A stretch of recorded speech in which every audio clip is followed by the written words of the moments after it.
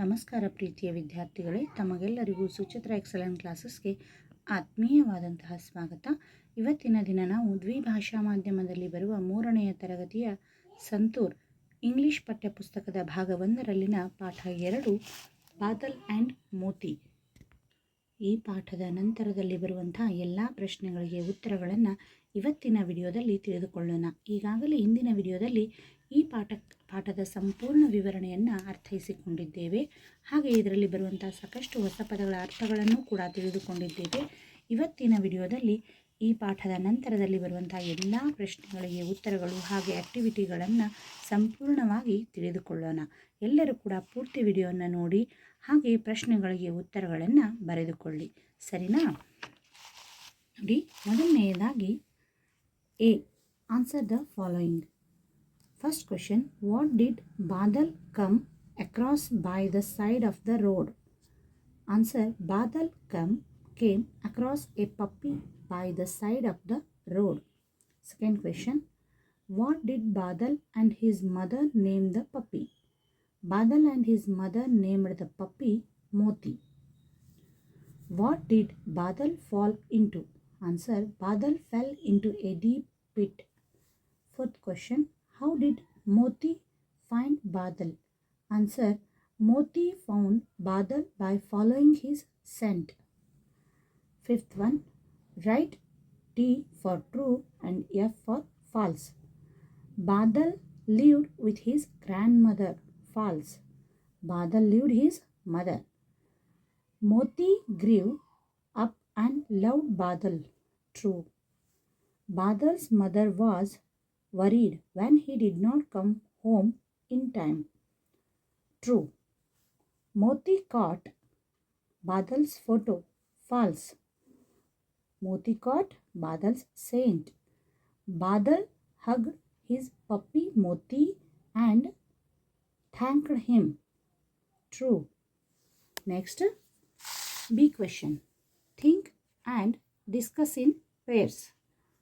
First question, do you remember when you fell down last time? How did you fall? Who picked you up? Share your experiences. ನೋಡಿ, B ಭಾಗದಲ್ಲಿ ಬರ್ತಕ್ಕಂಥ ಪ್ರಶ್ನೆಗಳು ಏನಪ್ಪ ಅಂದ್ರೆ, ಯೋಚಿಸಿ ಹಾಗೆ ಚರ್ಚೆ ಮಾಡಿರಿ ಅಂತ ಹೇಳ್ತಾರೆ.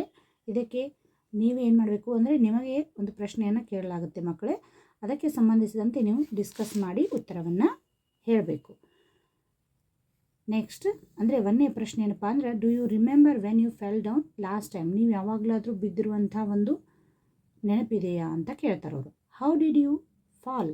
ಹೇಗೆ ನೀವು ಬಿದ್ದಿರಿ? ಹೂ ಪಿಕ್ಡ್ ಯು ಅಪ್ ಅಂದರೆ ನಿಮ್ಮನ್ನು ಮೇಲಕ್ಕೆ ಎತ್ತಲಿಕ್ಕೆ ಯಾರು ಸಹಾಯ ಮಾಡಿದರು? ಶೇರ್ ಯುವರ್ ಎಕ್ಸ್ಪೀರಿಯನ್ಸಸ್, ನಿಮ್ಮ ಅನುಭವವನ್ನು ಚರ್ಚೆ ಮಾಡಿರಿ, ಹಂಚಿಕೊಳ್ಳಿ ಅಂತ ಹೇಳ್ತಾರೆ. Second question, do you have a pet? ನಿಮಗೆ ಇಷ್ಟವಾದಂಥ ಒಂದು ಪ್ರಾಣಿ ಯಾವುದಾದ್ರೂ ಇದೆಯಾ? Do you know someone who has a pet? Third question, if you were allowed to keep any animal as a pet, which animal would you choose? Why? ನೋಡಿ, ಒಂದು ವೇಳೆ ನೀವು ಯಾವುದಾದ್ರೂ ಪ್ರಾಣಿಯನ್ನು ಇಷ್ಟಪಟ್ಟಿದ್ದೀರಾ, ಹಾಗೆ ಯಾವ ಪ್ರಾಣಿಯನ್ನು ನೀವು ಇಷ್ಟಪಟ್ಟಿದ್ದೀರಾ, ಅದು ಏಕೆ ಅನ್ನೋದನ್ನು ಹೇಳಿರಿ ಅಂತ ಹೇಳ್ತಾರೆ. ನೆಕ್ಸ್ಟ್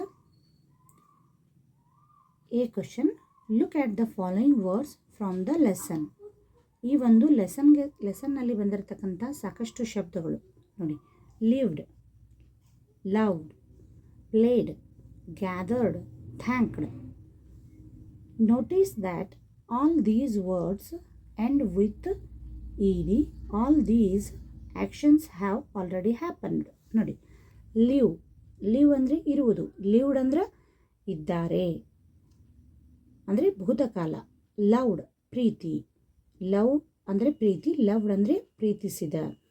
ನೆಕ್ಸ್ಟ್ ಪ್ಲೇ ಅಂದರೆ ಆಟ, ಪ್ಲೇಡ್ ಅಂದರೆ ಆಡಿದ.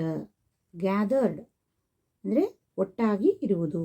ಥ್ಯಾಂಕ್ಡ್ ಅಂದರೆ ಧನ್ಯವಾದ, ಥ್ಯಾಂಕ್ಡ್ ಅಂದರೆ ಧನ್ಯವಾದ ಹೇಳಿದ ಅಂತ ಅರ್ಥ. ಅಂದರೆ ಈಗಾಗಲೇ ಆಗಿರ್ತಕ್ಕಂತಹ ಘಟನೆಯನ್ನು ಈ ಇಡಿ ಪ್ರತ್ಯಯ ನೋಡಿ ಕೊನೆಯಲ್ಲಿ, ಆ ಶಬ್ದದ ಒಂದು ವರ್ಬ್ನ ಕೊನೆಯಲ್ಲಿ ಇರ್ತಕ್ಕಂತಹ ಒಂದು ಇ ಡಿ ಅನ್ನುವಂಥ ಪ್ರತ್ಯಯ ನೋಡಿ. ಈ ಇಡಿ ಪ್ರತ್ಯಯವನ್ನು ನಾವು ಕೊನೆಯಲ್ಲಿ ಸೇರಿಸಿದಾಗ ಇದು ಯಾವ ಫಾರ್ಮ್ ಬರ್ತದೆ? Past form. ನಾವು ಇಂಗ್ಲೀಷ್ ಗ್ರಾಮರ್ನಲ್ಲಿ ನೋಡ್ತಕ್ಕಂಥ ಟೆನ್ಸ್ ಫಾಸ್ಟ್ ಟೆನ್ಸ್ ಬರ್ತದಲ್ಲ, ಅದರಲ್ಲಿ ಬರುವಂಥ ಒಂದು ಪ್ರಮುಖವಾಗಿರ್ತಕ್ಕಂಥ ಅಂಶ. ಈ ಫಾಸ್ಟ್ ಟೆನ್ಸನ್ನು ನಾವು ಯಾವಾಗ ಗಮನಿಸ್ತೀವಿ ಅಂದರೆ ಭೂತಕಾಲದಲ್ಲಿ ಈಗಾಗಲೇ ಕ್ರಿಯೆ ನಡೆದು ಹೋಗಿರ್ತಕ್ಕಂಥ ಒಂದು ಅಂಶವನ್ನು ಅದು ಸೂಚಿಸ್ತದೆ. First one, add E D and right. Walk plus E D walked. Play plus E D played. Talk plus E D talked. Ask plus E D asked. Touch plus E D touched.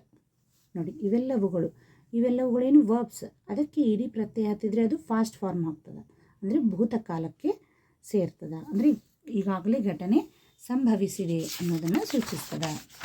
ಇನ್ನು next B, match the words to make pairs. Colour each pair with the same colour to have been done for you. ನೋಡಿ, ಇಲ್ಲಿ ಕಾಣಿಸ್ತಾ ಇದೆಯಾ? ಇಲ್ಲಿ ಈಗಾಗಲೇ ಎರಡನ್ನು ಏನು ಮಾಡಿದ್ದಾರೆ? ಜೋಡಿಸಿದ್ದಾರೆ. ನೋಡಿ, same colour. Paper pencil, chair table. ಅದೇ ತೆರನಾಗಿ ಬೇರೆ ಒಂದು ಶಬ್ದ. ಇಲ್ಲಿ ಯಾವ್ಯಾವ ಇವುಗಳಿಗೆ ಮ್ಯಾಚ್ ಆಗ್ತವಲ್ಲ ಅವುಗಳಿಗೆ ಸೇಮ್ ಕಲರನ್ನು ನಾವೇನು ಮಾಡಬೇಕು? ಇಲ್ಲಿ ಶೇಡ್ ಮಾಡಬೇಕಾಗ್ತದೆ. ಅರ್ಥ ಆಯ್ತಾ? ನೋಡೋಣ ಈಗ. ನೋಡಿ, bat ball, needle thread, lock key, idli sambar. ಈ ರೀತಿಯಾಗಿ ಅವುಗಳ ಒಂದು ಜೊತೆಯನ್ನು ನಾವೇನು ಮಾಡ್ತಾ ಇದ್ದೀವಿ? ಇಲ್ಲಿ ಸೇಮ್ ಕಲರ್. ನೋಡಿ, ಇಲ್ಲಿ ಯಾವ ಕಲರ್ ಹಾಕಿರ್ತೀವಲ್ವ ಅದರ ಒಂದು ಜೊತೆಯಾಗಿರ್ತಕ್ಕಂಥ ಒಂದು ವರ್ಡ್ಗೂ ಕೂಡ ನಾವು ಅದೇ ಸೇಮ್ ಕಲರನ್ನು ನಾನಿಲ್ಲಿ ಶೇಡ್ ಮಾಡಿ ತೋರಿಸಲಾಗಿದೆ, ಹಾಗೆ ಹೊಂದಿಸಿ ಕೂಡ ತೋರಿಸಲಾಗಿದೆ. ಅವುಗಳನ್ನು ಬರೆದುಕೊಳ್ಳಿ. Next a question, your teacher will read out the story of Badal and Moti once again to you. Now read the following sentences and number them in the sequence of the story. The first sentence has already been marked for you. ನೋಡಿ, ಇಲ್ಲಿ ಕೆಲವೊಂದಿಷ್ಟು ವಾಕ್ಯಗಳನ್ನು 6 ವಾಕ್ಯಗಳನ್ನು ಕೊಟ್ಟಿದ್ದಾರೆ. ಅವುಗಳೆಲ್ಲವುಗಳು ಏನಾಗಿವೆ? ಹಿಂದೆ ಮುಂದಾಗಿವೆ. ಅವುಗಳನ್ನ ನಾವು ರೀಅರೇಂಜ್ ಆಗಿ ಮಾಡಬೇಕು. ಫಸ್ಟ್ ಒನ್ ಅವ್ರು ಏನು ಮಾಡಿದ್ದಾರೆ? ಈಗಾಗಲೇ ಕೊಟ್ಟಿದ್ದಾರೆ.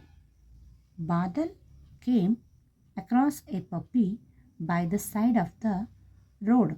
ಇದು ಫಸ್ಟ್ ಒನ್, ಅದು ರೋಡ್ ಸೈಡ್ ಬರ್ತಾ ಇತ್ತು.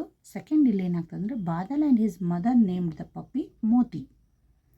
One rainy day he slipped and fell into a deep fit. Next, fourth one, Moti accompanied Badal's mother to search for him. Next, fifth one, Moti followed Badal's scent and went near the fit and started barking. Sixth one, last, Badal hugged Moti. ಈ ರೀತಿಯಾಗಿ ಸೆಂಟೆನ್ಸ್ಗಳನ್ನು story ಪ್ರಕಾರ ನಾವೇನು ಮಾಡಬೇಕು? Arrange ಮಾಡಬೇಕು. ಸರಿನಾ? Next A, talk in pairs about what you do every day. ಇಲ್ಲೇನು ಮಾಡಿ? ಜೊತೆಯಾಗಿ ಇಬ್ಬರು ಗೆಳೆಯರು ಜೊತೆಯಾಗಿ ಏನು ಮಾಡಬೇಕು? ಚರ್ಚೆ ಮಾಡಬೇಕು, ಮಾತಾಡಬೇಕು. ಏನಂತ? Before you come to the school, ಶಾಲೆಗೆ ಬರೋಕ್ಕಿಂತ ಮುಂಚೆ. During the school hours, after going back home. ಅರ್ಥ ಆಯ್ತಾ? ಶಾಲೆಯಲ್ಲಿದ್ದಾಗ ಮತ್ತು ಶಾಲೆಯ ನಂತರ ಮನೆಗೆ ಹೋದ್ಮೇಲೆ ಏನು ಮಾಡ್ತೀರಾ ಅನ್ನೋದನ್ನು ಇಲ್ಲಿ ನಾವೇನು ಮಾಡಬೇಕು? ಗೆಳೆಯರು ಚರ್ಚೆ ಮಾಡಿ ಅಂತ ಹೇಳ್ತಾರೆ. B1, you may use the following clues. ನೋಡಿ, first one, every day I get up at 6 in the morning. Then I brush my teeth and go to the bathroom. After that, I take a shower and dress up for school. I have breakfast and I go to school. Second one, during the school hours, I prayed. Then I go to my class and study. After that, I play, have lunch, draw and enjoy in music periods. Then I come back home. ಇದು second one. ಇನ್ನು ಇಲ್ಲಿ ಕೆಳಗಡೆ ಮೂರನೇ ಒಂದು ಪ್ರಶ್ನೆ ಇತ್ತು, ಇಲ್ಲಿ ಅದನ್ನು ಹೇಳ್ತೀನಿ ನೋಡಿ. Third one, after going back home I change my uniform and wash up. Then I have some fruit and after that I do my homework and go out to play. Then I have my dinner and go to sleep. Next one. A. Look at the pictures. They show a story of two friends, a pigeon and an ant.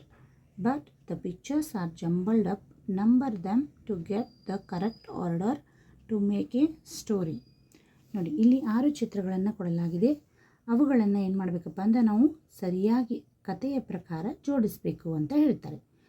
The story is the pigeon is sit on a tree and the ant ಅಂದರೆ ಒಂದು ಪಾರಿವಾಳ ಏನು ಮಾಡಿತ್ತು, ಒಂದು ಗಿಡದ ಕೊಂಬೆಯ ಮೇಲೆ ಕುಳಿತುಕೊಂಡಿತ್ತು.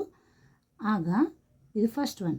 Second ಏನಾಯ್ತಪ್ಪ ಅಂದ್ರೆ ಒಂದು ಇರುವೆ ಆ್ಯಂಟ್ ಏನಾಯಿತು, ಅದು ನೀರಿನಲ್ಲಿ ಬಿದ್ದಿತ್ತು. ಅದಕ್ಕೆ ಮೇಲಕ್ಕೆ ಬರಲಾರದೆ ಅದೇನಾಗ್ತಾ ಇತ್ತು, ನರಳಾಡ್ತಾ ಇತ್ತು ನೀರಿನಲ್ಲಿ. ಥರ್ಡ್ ಒನ್, ಆ ಒಂದು ಡವ್ ಏನಿದೆಯಲ್ಲ ಪಿಜಿಯನ್, ಅದು ಆ ನೀರಿನಲ್ಲಿ ಬಿದ್ದು ಮುಳುಗುತ್ತಿರುವ ಇರುವೆಯನ್ನು ನೋಡಿ ತನ್ನ ಒಂದು ಗಿಡದ ಮೇಲೆ ಅಂದರೆ ಗಿಡದ ಮೇಲೆ ಕುಂತಿತ್ತಲ್ಲ ತನ್ನ ಬಾಯಿಯಿಂದ ಒಂದು ಎಲೆಯನ್ನು ಹರಿದು ಅದಕ್ಕೆ ಎಸೆಯಿತು, ಅದರ ಹತ್ತಿರ ಎಸೆಯಿತು.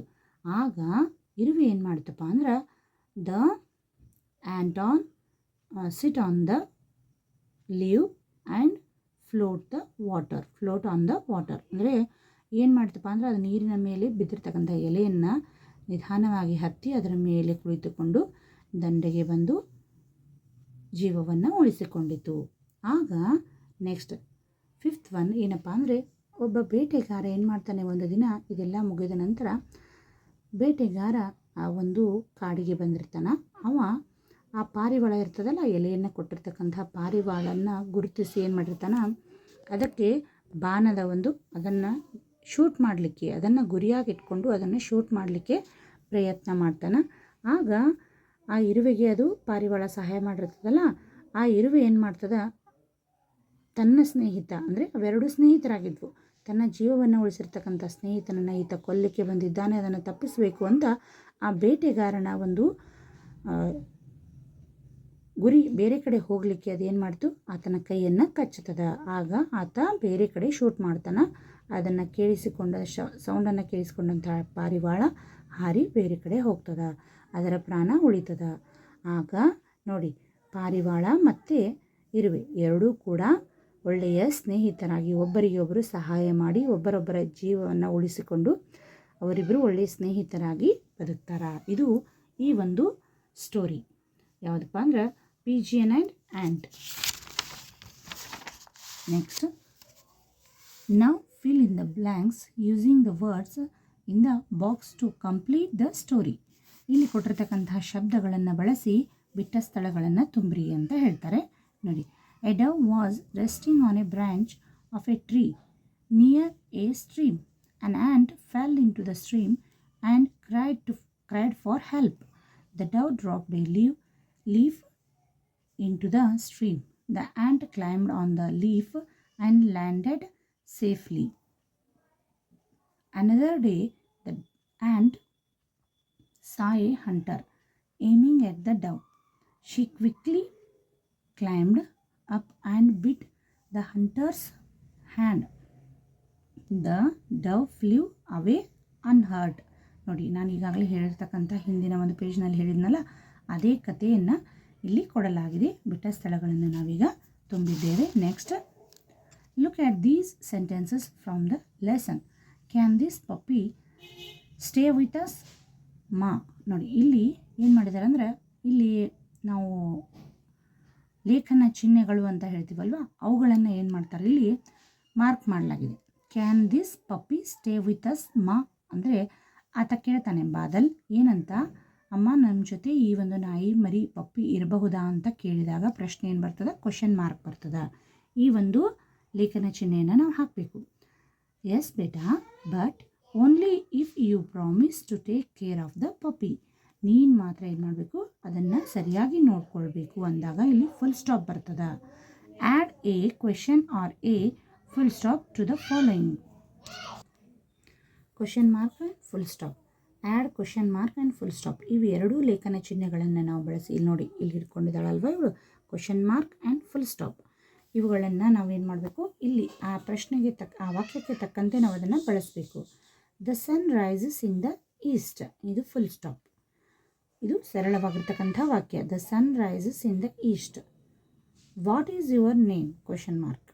WH ಕ್ವೆಶನ್ ಇದೆ ಅಲ್ವಾ, ಕ್ವೆಶನ್ ಮಾರ್ಕ್ ಬರುತ್ತದೆ. I like to eat mangoes full stop. May I borrow your English text book question mark. Brinda and Namrata are good friends full stop. Whose shoes are these question mark. ಅರ್ಥ ಆಯ್ತಾ? ಇನ್ನು next, complete the following conversation between 2 children. ನೋಡಿ, ಈ 2 ಮಕ್ಕಳ ಒಂದು ಕನ್ವರ್ಸೇಷನನ್ನು ನಾವು complete ಮಾಡೋಣ ಈಗ. ನಮಸ್ತೆ, I am Anandi. What is your name. ನೋಡಿ, ಇವಳು ಪ್ರಶ್ನೆ ಕೇಳ್ತಾಳೆ, ನಮಸ್ತೆ, ನನ್ನ ಹೆಸರು ಆನಂದಿ ಅಂತ, ನಿಮ್ಮ ಹೆಸರೇನು ಅಂತ ಕೇಳಿದಾಗ ಈ ಹುಡುಗ ಹೇಳ್ತಾನೆ, ನಮಸ್ತೆ, ಐ ಆಮ್ ಕಿರಣ್, ನನ್ನ ಹೆಸರು ಕಿರಣ್ ಅಂತ ಹೇಳ್ತಾನೆ. ಆಗ ಐ ಲಿವ್ ಇನ್ ದೆಹಲಿ. ನೋಡಿ, ಅವಳೇನು ಹೇಳ್ತಾಳೆ, I live in Delhi. Where do you ಅಂತ ಕೇಳಿದಾಗ ಆತ ಹೇಳ್ತಾನೆ, ಬ್ಯಾಂಗ್ಳೂರ್ ಅಂತ. ಆಗ I live in XYZ Nagar, ಅಲ್ಲಿ ಒಂದು ಈ ನಗರ ಇದೆ, ಅಲ್ಲಿ ನಾನಿದ್ದೀನಿ ಅಂತ ಹೇಳಿದಾಗ ಐ ಗೋ ಟು ಕೇಂದ್ರೀಯ ವಿದ್ಯಾಲಯ ಸ್ಕೂಲ್ ಅಂತ ಹೇಳಿದಾಗ yes I study in that school too, ನಾನು ಆ ಶಾಲೆಯಲ್ಲಿ ಕಲಿತಾ ಇದ್ದೀನಿ ಅಂದಾಗ ಆತ ಹೇಳ್ತಾನೆ, ಕಿರಣ್ ಹೇಳಿದಾಗ ಆನಂದಿ ಹೇಳ್ತಾಳೆ, you are in which class, ನೀನು ಯಾವ ಕ್ಲಾಸ್ನಲ್ಲಿದ್ದೀಯಾ ಅಂದಾಗ ಆ ಕಿರಣ್ ಹೇಳ್ತಾನೆ, I am in 3rd standard class.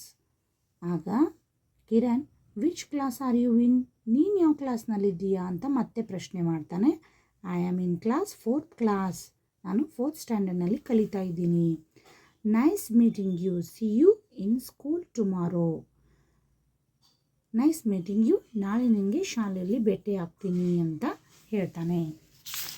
ನೋಡಿ, next, look at the picture below. It shows 3 children playing. Would you like to add anything to this picture? Use your crayons and color pencils to add to the picture. ನೋಡಿ, ಇಲ್ಲಿ 3 ಮಕ್ಕಳು ಏನು ಮಾಡ್ತಾ ಇದ್ದಾರೆ, ಆಟ ಆಡ್ತಾ ಇದ್ದಾರೆ. ಈ ಒಂದು ಚಿತ್ರಕ್ಕೆ ನೀವು ಏನನ್ನಾದರೂ ಸೇರಿಸಬಹುದಾ, ಸೇರಿಸಲಿಕ್ಕೆ ಇಷ್ಟಪಡ್ತೀರಾ ಅಂತ ಕೇಳಿದಾಗ ನಿಮ್ಮ ಕ್ರೇಯಾನ್ಸ್ಗಳನ್ನು ತೆಗೆದುಕೊಂಡು ನೀವು ಕಲರ್ ಮಾಡಿ ಅಂತ ಹೇಳ್ತಾರೆ. ನಾವು ಏನೇನನ್ನು ಆ್ಯಡ್ ಮಾಡಬಹುದು, ಸೂರ್ಯನನ್ನು ಆ್ಯಡ್ ಮಾಡ್ಬೋದು, ಆಕಾಶದಲ್ಲಿ ಪಕ್ಷಿಗಳನ್ನು ಆ್ಯಡ್ ಮಾಡಬಹುದು, ಹಾಗೆ ಇಲ್ಲಿ ಒಂದು ಹುಲ್ಲನ್ನು, ಗ್ರಾಸನ್ನು ನಾವು ಆ್ಯಡ್ ಮಾಡ್ಬೋದು. ಅದೇ ಥರ ಇಲ್ಲಿ ಮುಂದೆ ಒಂದು ಪಾಂಡ್, ಒಂದು ನೀರಿನ ಕೊಳ ಇರ್ತದಲ್ಲ, ಅದನ್ನು ಆ್ಯಡ್ ಮಾಡ್ಬೋದು. ಅದರಲ್ಲಿ ಮೀನುಗಳನ್ನು, ಹಾಗೆ ಚಿಕ್ಕದಾಗಿರ್ತಕ್ಕಂಥ ಒಂದು ಬೋಟನ್ನು, ಈ ರೀತಿಯಾಗಿ ನಮಗೆ ಇಷ್ಟ ಬಂದಂತೆ ನಾವು ಏನು ಮಾಡ್ಬೋದಪ್ಪ ಅಂದ್ರೆ ಈ ಚಿತ್ರದಲ್ಲಿ ಆ್ಯಡ್ ಮಾಡಬಹುದು. ಸರಿನಾ? ನನಗೆ ತಿಳಿದಂತೆ ನಾನು ಹೇಳಿದ್ದೀನಿ. ನಿಮಗೆ ಇಷ್ಟ ಬಂದಂತೆ ನೀವು ಇನ್ನೂ ಕೂಡ ಹೆಚ್ಚಿಗೆ ಏನನ್ನಾದರೂ ಆ್ಯಡ್ ಮಾಡಲಿಕ್ಕೆ ಸಾಧ್ಯ ಇದೆ. ನಿಮಗೆ ಇಷ್ಟ ಬಂದಂತೆ ಅದನ್ನು ನೀವು ಆ್ಯಡ್ ಮಾಡಿ. ಸರಿನಾ? ಇಲ್ಲಿಗೆ ಬಾದಲ್ ಆ್ಯಂಡ್ ಮೋತಿ ಈ ಒಂದು ಪಾಠಕ್ಕೆ ಸಂಬಂಧಿಸಿದಂಥ ಎಲ್ಲ ಆ್ಯಕ್ಟಿವಿಟಿಗಳು, ಪ್ರಶ್ನೆಗಳು, ಬಿಟ್ಟ ಸ್ಥಳಗಳು, ಹೊಂದಿಸಿ ಬರೆಯಿರಿ, ಟ್ರೂ ಫಾಲ್ಸ್, ಸ್ಟೋರಿ ಕಂಪ್ಲೀಟೆಡ್ ಎಲ್ಲವುಗಳು ಕೂಡ ಕನ್ವರ್ಸೇಷನ್, ಪಾಸ್ಟ್ ಟೆನ್ಸ್, ಸಂಪೂರ್ಣ ವಿವರಣೆ, ಡಿಸ್ಕಸ್, ಥಿಂಕ್ ಆ್ಯಂಡ್ ಡಿಸ್ಕಸ್ ಇವೆಲ್ಲವುಗಳು ಮುಗಿದವು. ಅರ್ಥ ಆಯ್ತಾ? ಎಲ್ಲರೂ ಕೂಡ ಪೂರ್ತಿ ವಿಡಿಯೋವನ್ನು ನೋಡಿ ಪ್ರಶ್ನೆಗಳಿಗೆ ಉತ್ತರಗಳನ್ನು ಬರೆದುಕೊಳ್ಳಿ, ವಿವರಣೆಯನ್ನು ಅರ್ಥೈಸಿಕೊಳ್ಳಿ. ಯಾಕಂದರೆ ಯಾವುದೇ ರೀತಿ ಪ್ರಶ್ನೆ ಬಂದರೂ ಕೂಡ ಅದು ನಿಮಗೆ ಅರ್ಥ ಆಗುತ್ತೆ. ಅರ್ಥ ಆಯ್ತಾ? ಅದಕ್ಕೋಸ್ಕರ ಏನು ಮಾಡಬೇಕು, ಕಂಪ್ಲೀಟ್ ವಿವರಣೆಯನ್ನು ಅರ್ಥೈಸಿಕೊಂಡು ಪ್ರಶ್ನೋತ್ತರಗಳನ್ನು ಬರೆದುಕೊಳ್ಳಿ. ಯಾರಾದರೂ ಇದೆ ಮೊದಲ ಬಾರಿಗೆ ನಮ್ಮ ಚಾನಲ್ನ ನೋಡ್ತಾ ಇದ್ದರೆ ಪ್ಲೀಸ್ ನಮ್ಮ ಚಾನಲ್ನ ಸಬ್ಸ್ಕ್ರೈಬ್ ಮಾಡಿ, ಪಕ್ಕದಲ್ಲಿರ್ತಕ್ಕಂತಹ ಬೆಲ್ ಬಟನ್ ಪ್ರೆಸ್ ಮಾಡಿ. ಯಾಕಂದರೆ ನಾವು ಮಾಡುವಂತಹ ಪ್ರತಿಯೊಂದು ವಿಡಿಯೋಗಳ ನೋಟಿಫಿಕೇಷನ್ ನಿಮಗೆ ಬೇಗನೆ ತಲುಪುತ್ತದೆ. Thanks for watching. ಧನ್ಯವಾದಗಳು.